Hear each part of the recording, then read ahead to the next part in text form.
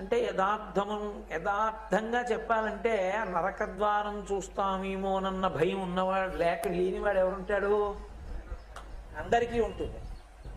ఆ భయం పోగొట్టడానికి ప్రశాంతమైనటువంటి స్థితిలో ఈశ్వర పార్షదులు తీసుకెళ్ళేటట్టుగా అనుగ్రహం పొందాలి అంటే అది ఒక్క దీపావళి అమావాస్య నాడే ఇస్తారు. అందుకే అమావాస్య నైమిత్తిక తిథి అయింది. అమావాస్య పితృతిథి. అమావాస్య అటు దైవశక్తితో పితృదేవతా తిథితో కలిసి శక్తి పొందిన ఒకే ఒక్క అమావాస్య దీపావళి అమావాస్య. ఇన్ని లక్షణాలు ఉంటాయి అందులో. అలా భయం పోవాలి అంటే నేను శరీరం విడిచిపెట్టేసినప్పుడు నాకు యమభటులు కనపడకూడదు, నాకు ఈశ్వర పార్షదులు కనపడాలి అని కోరుకున్న వాళ్ళు స్నానం చేసినప్పుడు ఏం చెయ్యాలి అని అడిగారు. ఒంటికి నూనె రాసుకోవడం ఒక్కటే కాకుండా